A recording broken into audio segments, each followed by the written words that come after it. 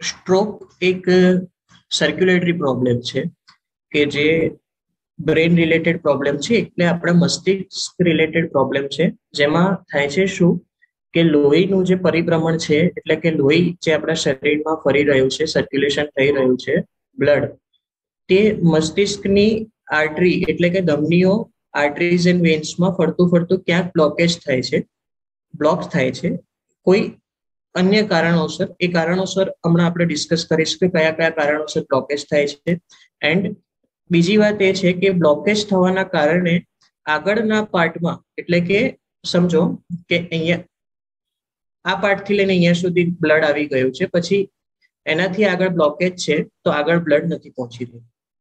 સો આ પાર્ટમાં blood deficit થઈ જશે અને એ પાર્ટમાં જેટલો બી ફંક્શનલ એરિયા હશે, એટલે કે બ્રેનના પાર્ટમાં આગળના પાર્ટમાં જેટલો બી બ્લડ જવું જોઈશે, એ પાર્ટમાં જે ફંક્શન કરતું હશે, જેમ કે ફોર એક્ઝામ્પલ ઉદાહરણ તરીકે લઈ લઈએ કે આપણે લેફ્ટ સાઈડમાં સ્ટ્રોક આવે છે, રાઈટ સાઈડમાં સ્ટ્રોક આવે છે, તો લેફ્ટ સાઈડના હાથનું અને પગનું ફંક્શન થાય છે.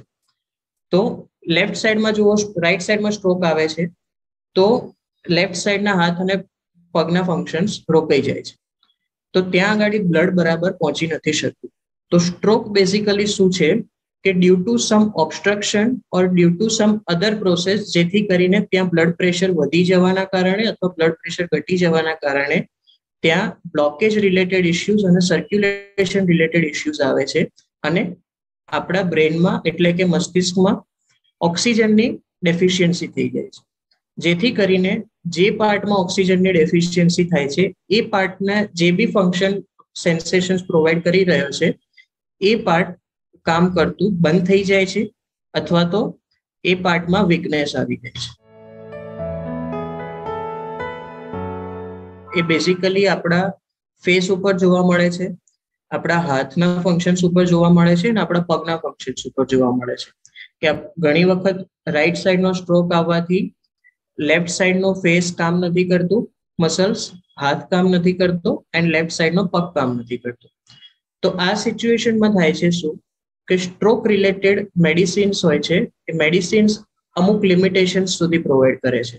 જેમ કે અમુક મેડિસિન્સ એવી હોય છે કે જે બ્લડ એટલે કે આપણા લોહીને પાતળું કરવાની મેડિસિન્સ હોય છે, બ્લડ પ્રેશરને રેગ્યુલેટ કરવાની મેડિસિન્સ હોય છે, ડાયાબિટીસ હોય તો ડાયાબિટીસને કંટ્રોલ કરવાની હોય છે medicines. But selective major point આ છે કે સિલેક્ટિવ આપણા હાથના ફંક્શન્સ, મોઢાના ફંક્શન્સ અને પગના ફંક્શન્સને પાછા લાવી આપીએ એવી કોઈ મેડિસિન્સ નથી. સો આ સિનારીઓમાં બેઝિક કાર્યરત જે ફિલ્ડ છે એ ફિઝિયોથેરાપી ફિલ્ડ છે. ફિઝિયોથેરાપી ફિલ્ડમાં આપણે એટલે કે જે બી ફિઝિયોથેરાપિસ્ટ ડોક્ટર છે એ અલગ અલગ ઇન્સ્ટ્રુમેન્ટ દ્વારા, અલગ અલગ એક્સરસાઇઝ દ્વારા, અલગ અલગ ટેકનિક્સ દ્વારા, ફોરેનની ટેકનિક્સ છે, અમુક ઇન્ડિયન ટેકનિક્સ બી છે, જેથી કરીને કોમ્બિનેશનમાં લઈને પેશન્ટ્સની લાઈફસ્ટાઈલ ઇમ્પ્રૂવ કરે છે, એમને એમના હાથના અને પગના ફંક્શન્સ પાછા લાવી આપીએ છે એટલી જ ઇક્વલ સ્ટ્રેન્થ સાથે જે રાઈટ સાઈડમાં કે લેફ્ટ સાઈડમાં નોર્મલ હાથના ફંક્શન્સ છે. તો આ રીતે ફિઝિયોથેરાપી એક પ્રાઇમરી એન્ડ ઓનલી ફિલ્ડ છે જેનાથી સ્ટ્રોકની રિકવરી પોસિબલ છે. સ્ટ્રોકમાં કેવું હોય છે કે સ્ટ્રોકના લક્ષણ ઉપર ડિપેન્ડ હોય છે. એન્ડ સેકન્ડ ઇઝ ઓબ્સ્ટ્રક્શન કેટલું છે. અમુક વખત એવો મેજર સ્ટ્રોક આવે છે જેથી કરીને ઉપર બ્લોકેજ વધારે હોય છે કે હેમરેજ થયું હોય તો અમુક એવા કેસીસમાં સર્જરી કરવી પડે છે, અને આફ્ટર સર્જરી બી રિકવરી ફિઝિયોથેરાપી રિલેટેડ હોય છે. બટ મિનિમમ ટુ મિનિમમ જો આમાં 2 કે 3 ટાઈપના પેરાલિસિસ થાય છે આફ્ટર સ્ટ્રોક. ફર્સ્ટ ઇઝ કે હાથ અને પગના ફંક્શન્સ બિલકુલ બંધ થઈ જવા, તો that is totally a flaccid paralysis કહેવાય મેડિકલ ભાષામાં. સેકન્ડ જે હોય છે એ સ્પાસ્ટિક પેરાલિસિસ કહેવાય છે, કે જેમાં હાથ અને પગ આપણા ટાઈટ થઈ જાય છે અને એની મૂવમેન્ટ નથી કરી શકતો દર્દી. થર્ડ હોય છે, એમાં શું હોય છે કે વીકનેસ આવે છે, ખાલી મૂવમેન્ટ હોય છે બટ વીકનેસ આવે છે. તો આ ત્રણેય કેસમાં ફિઝિયોથેરાપીનો ટાઈમિંગ ડ્યુરેશન અલગ અલગ હોય છે. ફર્સ્ટ આપણે જોવા જઈએ તો ફ્લેસિડ પેરાલિસિસ, જેમાં મૂવમેન્ટ બિલકુલ નથી હોતી આફ્ટર સ્ટ્રોક, એટલે કે સર્જરી કરાવી હોય, બ્રેનની કોઈ ક્રેનિયોટોમી કે એન્યુરિઝમ હોય તો એની મેડિકલ લેંગ્વેજમાં વાત કરી છે. તો એના પછીનો જે ટાઈમ પીરિયડ પહેલા જે ફ્લેસિડ પેરાલિસિસ એટલે કે જેમાં બિલકુલ મુવમેન્ટ ના હોય હાથની કે પગની કે ફેશિયલ મસલ્સની, તો એ કેસમાં ટાઈમ પીરિયડ લાંબો લાગી શકે છે. એપ્રોક્સ 6 મહિને લાગી શકે છે, 9 મહિને લાગી શકે છે, 12 મહિને બી લાગી શકે છે, અને સમ કેસીસમાં એ વર્ષો સુધી ચાલે છે, 2 કે 3 વર્ષ સુધી. Depends on physiotherapist skill.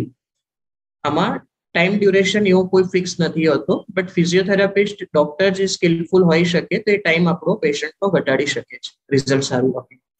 Second જે જોવા જઈ રહ્યું છે જે સ્પાસ્ટિક પેરાલિસિસ એટલે કે આપણા હાથ અને પગ ટાઈટ થઈ જવા. તમે હાથને પેરેન્ટ્સ અથવા ગાર્ડિયન્સ જે બી હોય ફેમિલી અટેન્ડન્ટ્સ એ ખેંચે હાથને તો બી હાથ ટાઈટ થઈ જાય, તો એ સ્પાસ્ટિક પેરાલિસિસ કહેવાય છે.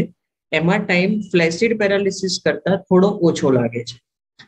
જો એના બરાબર પોઝિશનિંગ, હાથની પોઝિશનિંગ બરાબર કરાય છે, ફિઝિયોથેરાપિસ્ટે અમુક પ્રેસિંગ કરાય છે, એટલે કે અમુક પટ્ટા જે જરૂરી છે એ પહેરાઈ રાખ્યા છે, પોઝિશનિંગ બરાબર કરાઈ રાખી છે, તો રિકવરી વિથ ફિઝિયોથેરાપી ફ્લેસિડ પેરાલિસિસના કમ્પેરિઝનમાં શોર્ટ ટાઈમમાં આવી શકે છે. થર્ડ છે એ બિલકુલ વીકનેસ એટલે કે હેમીપેરેસિસ ટાઈપ ઓફ પેરાલિસિસ કહેવાય છે, કે પેરેસિસ એટલે કે વીકનેસ ને ડિનોટ કરે છે, કે આપણો ક્યાં તો પછી હાથ વીક થઈ જાય છે, મુવમેન્ટ છે બટ મુવમેન્ટ આટલી થાય છે, ફૂલ મુવમેન્ટ નથી થઈ, વીકનેસ છે. એ વીકનેસ એના રિલેટેડ છે, સ્ટ્રોકના રિલેટેડ, રાઈટ? તો એ વીકનેસ ફૂલફિલ થતા થોડોક ટાઈમ લાગે છે, બટ અગેન ફ્લેસિડ અને સ્પાસ્ટિક પેરાલિસિસ કરતા આનો ટાઈમ પીરિયડ ઘણો ઓછો હોય છે, એપ્રોક્સ 1 or 2 months રિકવરી થતા. Steel it depends upon the physiotherapist skill. Physiotherapy જે ડોક્ટર છે એ તમને દરેક સ્ટેજ પેરાલિસિસના ટાઈપ્સમાં જેટલું જલ્દી રિઝલ્ટ આપી શકે એટલું સારું, બટ આ 3 ક્લાસિફિકેશન મેં તમને કહ્યા એ ક્લાસિફિકેશનના ટાઈમ પીરિયડ અકોર્ડિંગ જ પેશન્ટ ઠીક થાય છે. પોસ્ટ સ્ટ્રોક ફિઝિયોથેરાપી એક એવી ફિલ્ડ છે જે ફિઝિયોથેરાપિસ્ટ ડોક્ટર દ્વારા કરવામાં આવતી હોય છે. સો ફિઝિયોથેરાપી મેં તમને 3 ટાઈપ્સ બતાવ્યા હતા હમણાં પેરાલિસિસના, મેઇન ક્લાસિફાય થયા. એ 3 ટાઈપ્સમાં એવું નથી કે ઘરે ફિઝિયોથેરાપી થઈ શકે. ફર્સ્ટ, ફિઝિયોથેરાપી એ ફિઝિયોથેરાપિસ્ટ ડોક્ટર દ્વારા જ કરાવવી જોઈએ. એનું રીઝન એ છે કે ફિઝિયોથેરાપી એક્સરસાઇઝના જે નિયમ હોય છે, જે સિદ્ધાંત હોય છે, કે જેના કારણે જે એક્સરસાઇઝ કરાવવામાં આવે છે તો ડોક્ટરને, ફિઝિયોથેરાપિસ્ટ ડોક્ટરને સંપૂર્ણ જ્ઞાન હોય છે શરીરનું, અને એમાં અમુક પેટર્ન્સ હોય છે કે ફોર એક્ઝામ્પલ આપણે ઉદાહરણ લઈએ કે આપણે જ્યારે બી આપણે કોમ્બિંગ કરીએ એટલે માથું ઓળીએ તો આપણો હાથ આમથી આમ જાય છે, રાઈટ? સો ઘણી વખત તમે આમ કરીને આમ કર્યું છે, આમ કરીને આમ કર્યું છે, તો that is all the negative points કે આપણે બ્રેનની પેટર્ન્સ એક સિલેક્ટિવ વેમાં છે કે આપણે જમવાનું આમ જ ખાઈએ છીએ, આમ નથી ખાતો, રાઈટ? તો એ એક બ્રેનની સિલેક્ટિવ પેટર્ન્સ છે, એ પાછી લાવવી પડે. હવે નેગેટિવ પોઈન્ટ એ છે કે સ્ટીલ સિનારીઓ એવો ડેવલપ થઈ રહ્યો છે અમુક સિટીઝમાં, અમુક કન્ટ્રીઝમાં, કે ફિઝિયોથેરાપી ઘરે કરે છે. So physiotherapy is not only just exercise કે તમે હાથને વાળો ખોલો એટલે રિકવરી આવી જશે, no, right? So demonstration here it's not possible that physiotherapy exercise ઘરે કરી શકાય, નો, બટ હા તમારી રિકવરી 80 to 90% આવી જાય આફ્ટર ફિઝિયોથેરાપી ટ્રીટમેન્ટ.